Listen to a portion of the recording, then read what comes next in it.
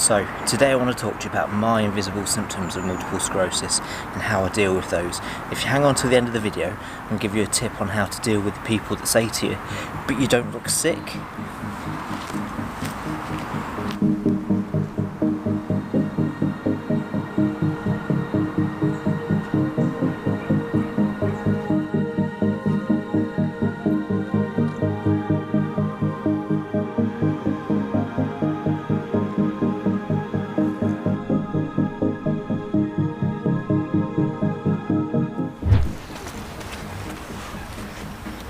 Hey folks, my name is Ian and welcome to another video. If this is your first time here and you're looking for tips and tricks on how to manage your MS, then start now by subscribing and hit the bell icon so you don't miss a thing.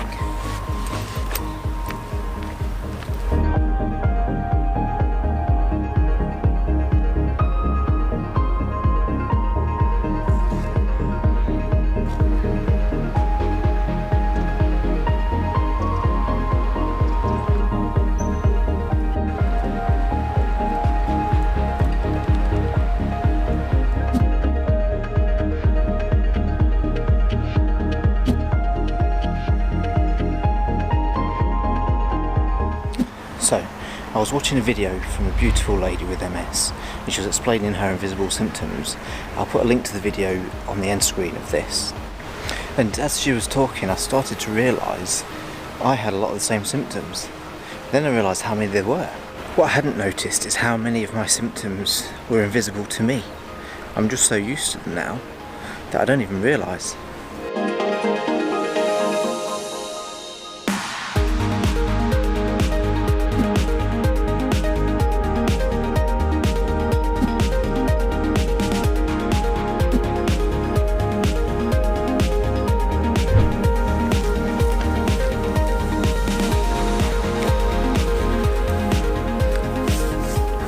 So, the first of my invisible symptoms is pain.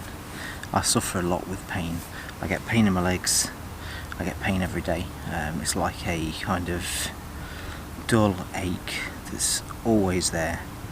It doesn't really ever go away. If I move, then it tends to relieve the pain, but then over time I get a pain from moving as well. So in my legs I have this continuous pain through my legs.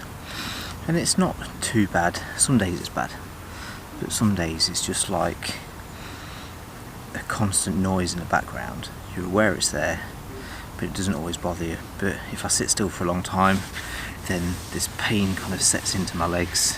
So if I'm driving for a long time, after 45 minutes, an hour, then I start to get this pain. I need to move my legs to get the pain to go away. So that's something that I suffer with quite a lot. I've not really had pain in my hands or in my arms or anything like that.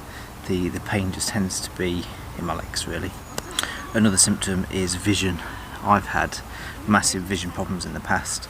My first two lapses, I did a video about my first symptoms of MS and I talked about my eyes then, but I've had vision problems since day one with MS. My first problems were optical neuritis. I lost sight in each eye separately, and that's left me with blind spots. That's left me with colour blindness in one eye. That's actually a lot better now, but at the time that left me red-green colour blind in one eye.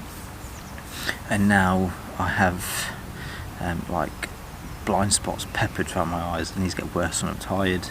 So some days I don't notice it, some days it's really, really bad. Next, I suffer with memory problems. Memory is a funny thing because you kind of forget that you have memory problems. It's a strange one. But there'll be some times when you'll have something you need to do, it's right there in front of you. Say you've got to pick that up and take it over there, and I'll continuously forget to do that. I'll look at it, think I've got to pick that up, take that over there, and I'll just forget time and time again. I have to purposefully sort of continuously remind myself to do things. So if that needs doing, I almost like need to chant it in my mind that I need to do that, I need to do that. Otherwise these things get forgotten. So it's very easy for me to forget things. You put something down, forget where you put it. Eventually you'll come across it and find it, but I find if I have something important to do, I need to continuously chant in my mind do that, otherwise I just won't get done. So I like to find ways of coping with this, so things like writing notes and lists, and just doing things immediately when they need to be done. Sometimes you just got to crack on and get them done straight away, otherwise I will generally forget. I can put a piece of rubbish down and think I'm going to take it to the bin in a moment, and I can just keep walking past it again and again and again and forget to do it, because it doesn't stay in my mind. I see it, I register it, it seems to go in, and then at that point then, when you move on to the next thing, it's gone. Where did it go? I don't know, but it didn't go into my memory. I looked at it, I thought I need to address that, I'm going to do that, and then get distracted by that, and I forgot. Who knows? Memory is a funny thing, and it's something that I do suffer with. I've also find that if I go out to events, say you're going to go to a show, and you see a show, you have a fantastic time, you think you can get loads of great memories from this. After a week, I've forgotten what happened. I struggle to remember.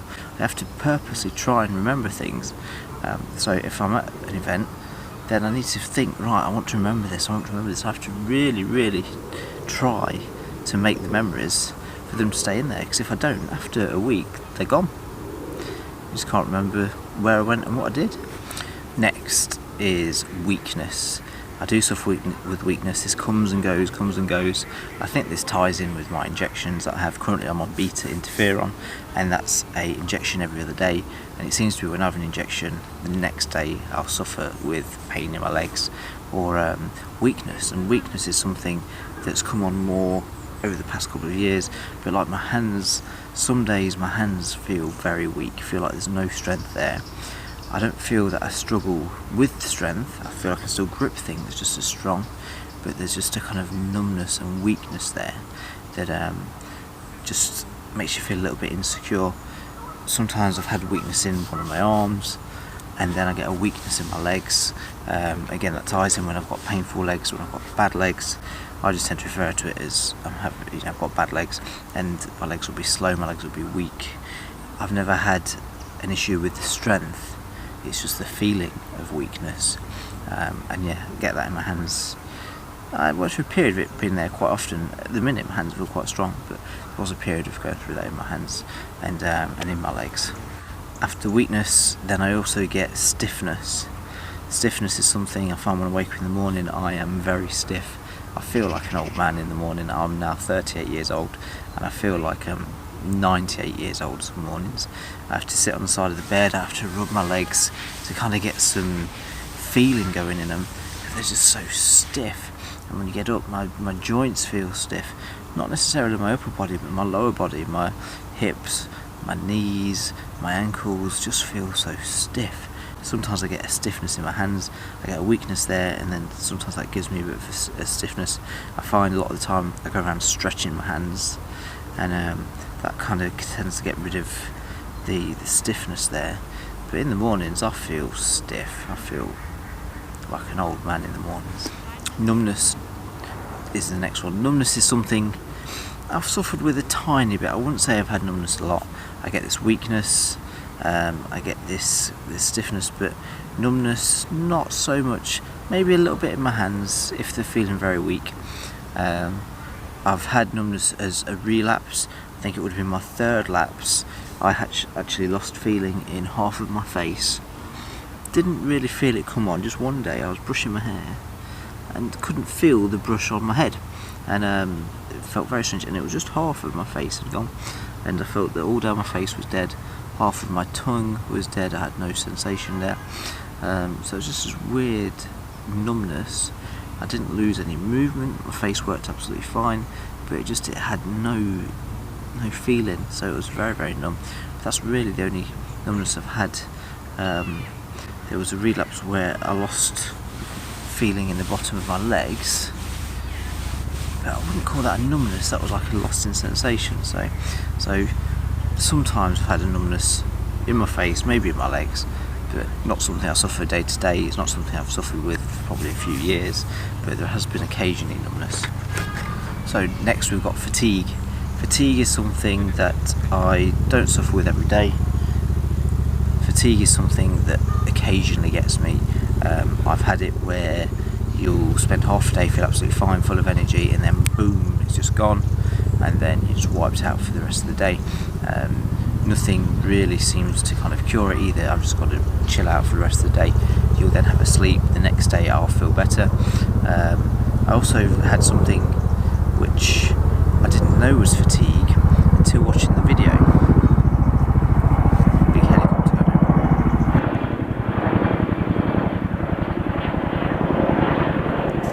Noisy helicopter. Also something else which I think is now fatigue. This is something that the lady that I was watching the MS video, she actually referred to in her video, and she was calling it fatigue, and it's something I've been aware of but didn't know that it was fatigue. And that will be when you are awake, you don't feel tired, but if you stop for a moment you can just almost nod off. And I've had that in the past where you were there and you were maybe watching TV or watching a video, maybe reading a book, and all of a sudden your eyes are just closed and you'll nod, and it's almost like you fall asleep. Not fall asleep, it's almost like you're about to nod off, and it comes from kind of nowhere. You can be watching a video, let's say you're watching a video on your phone, and just boom, you'll just go, and you'll instantly open your eyes again. You think, well, I nearly nodded off then. And that's something that I didn't realise was fatigue, but I think it's maybe a mental fatigue when you're mentally worn out, and you still feel awake, you still feel active, but boom, you'll have this kind of nodding effect, and then it's almost like you're fighting to stop it from happening. So next we've got pins and needles. Pins and needles are something I don't really suffer with, I don't think. Early doors I had the numbness in my face, and when I tap my face I get pins and needles. I also at that point had the symptom where when you touch your chin on your chest you'd feel the electric spike down your spine, you'd feel the tingling down your spine. Don't get that anymore. I've not had that for a few years, but that's something that I would call sort of pins and needles as well. There was a relapse where I lost feeling from my knees down and into my feet, and when I was training, when I'd be running, I would feel the pins and needles shooting up my legs, and that would get worse when I was tired. So I've had that in the past, but I've not suffered with that for years and years and years. And then last of all, my last invisible symptom of multiple sclerosis is cognitive issues. Now this is something that is a link to memory as well. I have memory issues and people call that cognitive issues, but I once had a time where I had kind of cognitive issues where I was confused and struggling to actually think clearly. People call it cog fog, but there was this one time, and I even made a video about it. I'll put a link to the video there, but there was one time where I was trying to think of what to do for the day. I think it was my day off, I don't know if it was Christmas time or something like that, and I was thinking, right, I'm going to go into town, go around these shops, buy some things, and I could not get my thoughts together. I just could not link them together almost into what I wanted to do, and it was very confusing at the time.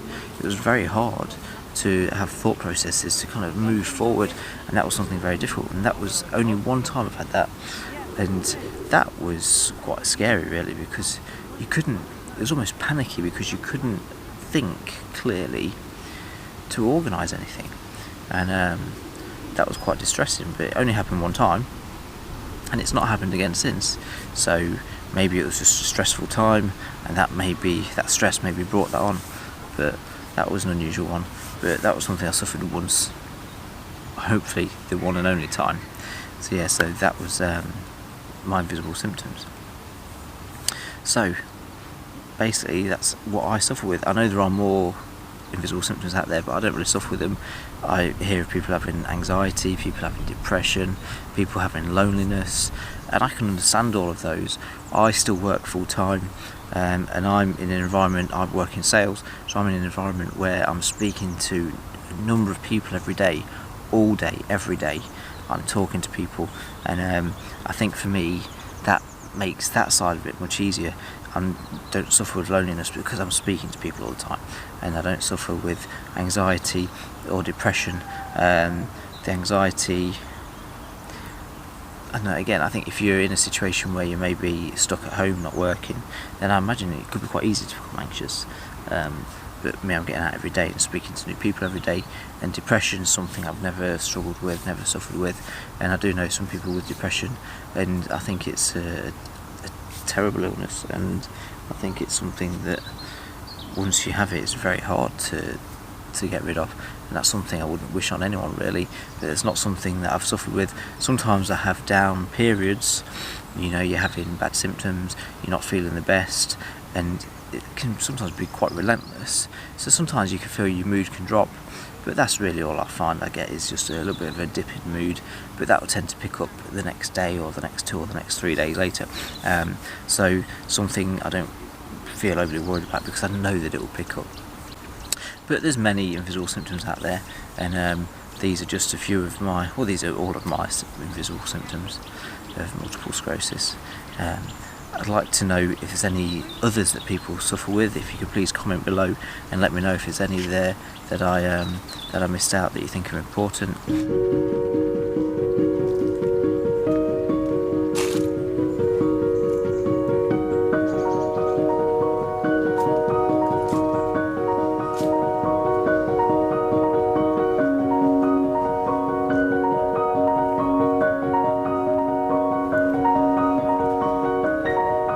So now you're after your tip, your special tip on how to deal with people that say to you, but you don't look sick. Don't go defensive, don't cross your arms, don't start telling them what's wrong with you. All you need to say to them is thank you. That's it, just say thank you. It takes a lot of effort and a lot of time for me to look like this. I have a lot of pain, I have a lot of discomfort, and I try and hide that so that my family and my friends don't worry about me. That's all you need to say to them, and that will put them straight in their spot. And you don't need to explain why you're ill. You just need to explain why you look so good. If you want more tips and tricks on how to manage your MS, then start now by hitting the round subscribe icon so you don't miss a thing. Thanks for watching, and I'll see you next time. Bye.